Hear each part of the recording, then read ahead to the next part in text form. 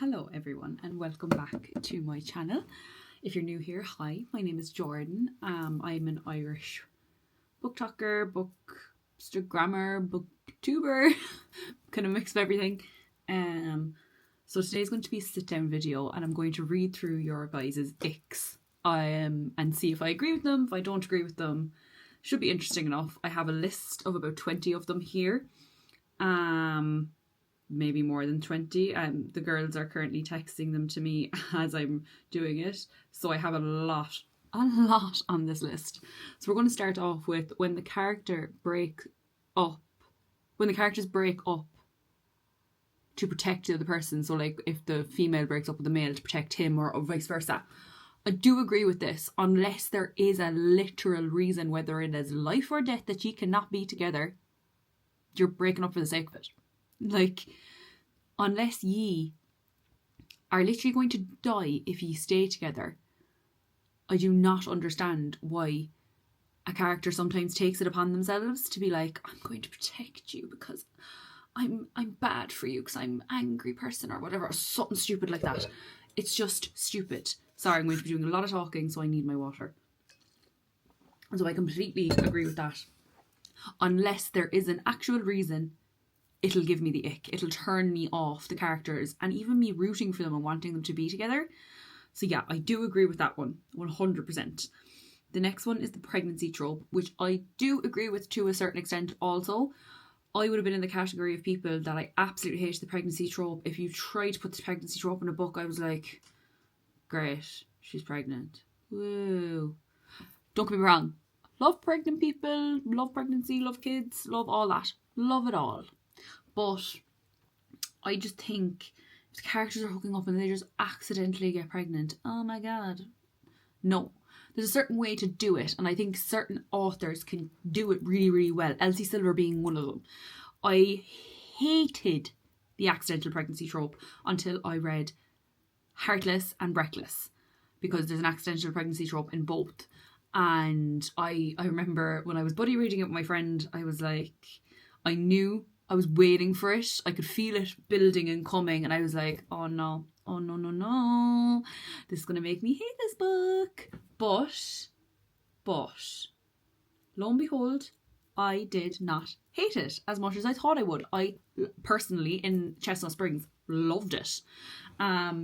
It honestly, for me, it's very dependent on whether the author can write it in a way where it seems natural and as if this is a natural progression of where this relationship would have went anyway. But other than that, don't just be throwing a random pregnancy trope in there for the sake of it. Please. The next one is cringy dialogue. I completely agree with this. Why are we being cringy? Why are we using cringy dialogue? Why are we using cringy pet names? There's absolutely no need for it when it comes to writing, in my eyes. The next one is... Sorry, my mum is currently in the shower. There is two here. They're kind of similar, but they're different to me. Like, this one first for me is a massive ick. I hate it. Shirtless men on the cover. Real shirtless men on the cover. I absolutely hate it. Why? I don't want to look at a real man. I want to fictionally imagine him the way I want him to look, and then you're putting this man on this cover that I'm like, he's horrible. I think particularly, what was it? Was his name? Is his name Chase Matson? He's a TikToker. He's on the cover of, I think he was on Megan Quinn's books before they were. No, it wasn't Megan Quinn. I can't remember who it was, but he was on the cover of their books. For why? For literal why? Just do a cartoon cover, please. Cartoon covers all the way. The next one is similar to this, which is real people on the covers, and I completely agree with this. I do not like seeing real people on the covers because I'm like, that's not how I pictured them. Unlike, I think the main one I saw it. Now, in fairness, Elsie Silver got a lot of the Chestnut Springs people in the picture covers that I did think looked like the character in my head. But the one that particularly turned me off was Powerless. the third in the Chestnut Springs, because that is not how I picture Jasper in my head at all, and it really, really turns me off him, because Jasper is my favourite man in the Chestnut Springs series. So the fact that that turned me off him made me really upset. So this is why we do not need real people on the covers, because if we have real people on the covers, people are going to think that's what they're supposed to look like. Let me be delusional. The next is using modern slang or mentioning social media.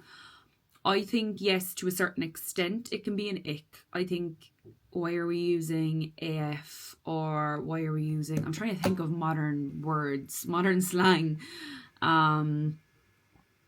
It's just when, like, slay and all those words, I'm like, I don't want to see that in a book. They need to act as if social media does not exist. They need to act as if they have never, ever seen the Instagram or the TikTok. Not gonna lie. So, yes, I do agree. Now, there's a certain extent of where it's fine. Like, I know there's books I've read that have, like, influencers in it that, like, post on a social media platform and all that. And that's okay. That makes sense. But when you're just throwing it in there for the sake of it, just maybe think about leaving it out. Like, taking it away from me. No, don't want to see it. Next is when the guy is dramatically overprotective for no reason. This pissed me off to no end. Unless she is literally going to die, unless you protect her, there's no need for it. Touch her or you'll die, or touch her and I'll kill you, only works if it's a fantasy book. It only works if there's real high stakes. It doesn't work if you go out and you're in the club and a guy looks at your girl the wrong way and you're like, touch her or you die. That is disgusting. I hate it. Hate it. How many times have I said hate it? I hate it. There's no need to be that protective. She's fine. She can handle herself. Unless she's in serious danger in that situation, there's no need for you to be like, if you touch her, you die. I hate it so much. Next is the cheating trope. Completely agree. Why are we throwing it in there? Why are we throwing the cheating trope in there? It's unredeemable to me. The minute someone cheats in a romance, they no longer exist as a couple to me, because... except for BJ and Magnolia. That's the only couple I can get behind cheating. Because, spoiler, if you haven't read Magnolia Parks, I'm about to spoil Magnolia Parks. So, there's a reason why BJ did what he did. And that's shown in the later books. It wasn't just he cheated for the sake of cheating and he didn't love Magnolia. There was a reason behind it. So I could get behind it. And I felt like he redeemed himself. But if you're just cheating for the sake of cheating and putting it in there and then expecting me to think the character should be together by the end of the story, no thank you. Next is second chance romance. I don't agree with this personally. I really do love a second chance romance. I know people would probably say there shouldn't be a need for second chance, because if it didn't work out the first time, why would it work the second time? Sometimes people need time to grow. Sometimes people need time to develop into the best version of themselves to be in a relationship. So I don't really think the second chance romance is one that should be an ick. I think it's something that happens in real life a lot, where couples break up, take some time apart and get back together and they're better than ever. Me being one of them. It's happened to me. And it's my relationship has worked out for the better at this point because of it. At this point. What is it at this point? Love my boyfriend dearly. Love him. But it happens. It's real. It's real life. And I think that's why people like second chance romance so much, because it's so realistic. It's not something that you're like, Jesus, that's very far-fetched. That would never happen. This would happen. That person that you are in love with, but it's not the right time for you. So you need to have just a bit of time apart, work on yourselves, and then you can come back together stronger. I think it's a beautiful trope. I'm not going to lie. Beautiful. Next is insta love. Completely agree. Why are they meeting and they already love each other? I don't think that ever happens. That whole love at first sight stuff, that's not true. Now, I'm not going to lie. I did love my boyfriend at first sight, but, you know, it's unrealistic. The next is miscommunication. Absolutely agree with this. Just why aren't you communicating? Why are you literally not just sitting down having a conversation? You expect me to think your relationship's going to work out, but you've literally argued about going to the shop for the whole book. Are you serious? I don't think you're going to last. So no, miscommunication. The minute people start miscommunicating, I don't understand it, because I'm such a big communicator. The minute there's a problem, I want it to be fixed straight away. So I think for me, it's very hard for me to think of being in that mindset, because I don't get why you wouldn't just talk it out with the person you love. So yeah, massive ick for me. Next is tiny FMC with huge MMC. This I partially agree with. I think it is really cute when there's a small, where there's a big height difference, or like he's big and muscly and she's nice and petite and small. The reason it becomes an ick, and when it becomes an ick, is when the author makes it known that he's so huge and that she's so tiny, and that it's said over and over again, just calling them huge, big, massive, takes up so much space, or tiny, small, all these different abbreviations of that. I don't think there needs to be a need. You can mention that she is small and that he is big, and then leave it at that. We know they're small and big. We don't need to be told every chapter that he's so big he towers over her, and she's so small she can barely look up at him. We don't need that. Sorry, I feel like I'm getting very sassy with these, but I'm just being honest. The next one is info dumping or overly long descriptions. I completely agree with this, and it kind of goes with the next one, which is excessive descriptions for new places and characters. Unless it is something that is going to be a major plot point later in the story, or it's of importance for us to know of certain descriptive factors in a book, I just don't think it needs to be there, because you lose me. You lose me as a reader, because I'm going to be so confused and think that I need to read into it because it's going to make a big massive point to the story, and then further down the line it's like, but we never came back to that, and why you described that so much.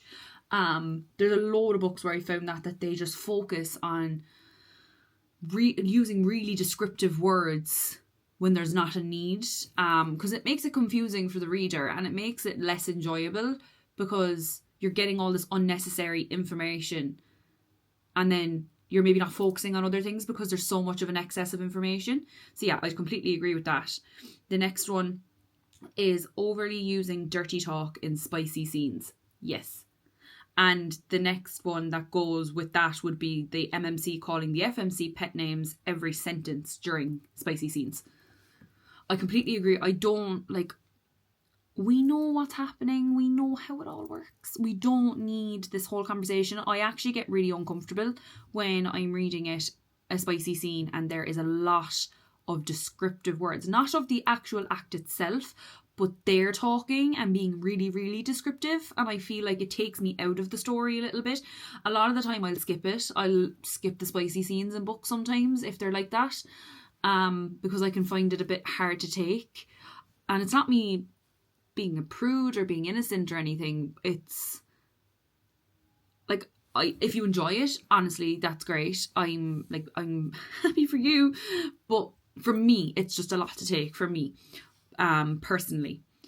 The next one is super big age gaps. Yes. Why are we doing it? I understand age gaps. I understand it happens, but I think super big age gaps, you're in college and he's had 4 kids. How is this going to work as a relationship? Personally, for me, other people love age gaps.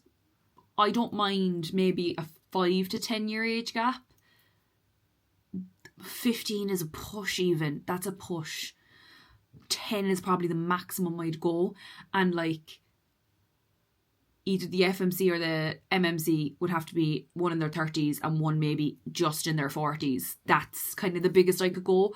I couldn't see myself enjoying a book where she's in her 20s or 30s and he's in his 50s or 60s. I don't understand it. It's just not for me. So it is an ick for me, but it mightn't be an ick for you, which is completely fine. But for me, it is. Next is when they're blonde. Yes, absolutely, I agree. I don't know what it is. I'm always attracted to dark-haired men, like tall, dark and handsome. Literally Reese, Kai, Zayden, Johnny. I'm trying to think. Charlie Lastra is dark. Nate Hawkins isn't necessarily dark, but he's not blonde. So I think like a mousy brown or like dark like my roots is what I'd go for. But when they're blonde, I just never think it like it took me out of the Once Upon a Broken Heart series, because Jax was blonde / colour changed in his hair a bit, but it was always light. It's just not for me personally. I just prefer the darker side of life. And we're going to end on this one. And I can't describe how much I hate this trope. It makes me viscerally angry. I hate it. I hate it. Third act breakups. Why are we doing it? The characters have just gotten together. Why are they already breaking up? What is going on that is so big that they can't see a way out, so they have to break up? And it's normally they've just gotten together and something really minuscule will happen, and then they won't communicate, and then miscommunication follows, and then they break up. But then they realise that they were stupid. Like, no. Does it happen in real life? Absolutely, but you don't break up. You take maybe a few days apart, or you take away some time to chill. But no, in romance books it always just seems there's one slight miscommunication and then they break up because they couldn't work through it. So how are you strong enough to be together in reality? Like, I just don't understand it. And you can always see it coming. You can always see it coming. When you get to like 50 or 60% into the book and they're getting together and they've established their relationship now. And then you can just sit there and you just start, yeah, I know it's coming. They're going to break up. Now, there may be certain stories where it adds to the plot, or it might be needed, or there's a reason behind it. I find it very hard to think of a reason there would be that makes it not an ick for me. I can't think of a book right now off the top of my head that has had a third act breakup where I'm like, you're breaking up for the right reasons. You're breaking up because ye should right now. There's none. There's absolutely none. Let me know if any of these were icks for you, what your bookish icks are. Like, just because these are icks for me does not mean they have to be icks for you. If you're a lover of these tropes, that is completely fine. These are all personal to me and what I've read other people think. But again, reading is so subjective, and that's why it's amazing, because you're not going to love the same things as me and I'm not going to love the same things as you, and I can respect that you like it, but it just personally isn't for me. And that's about the bones of it. So I hope you enjoyed, and I hope to see you guys in the next video.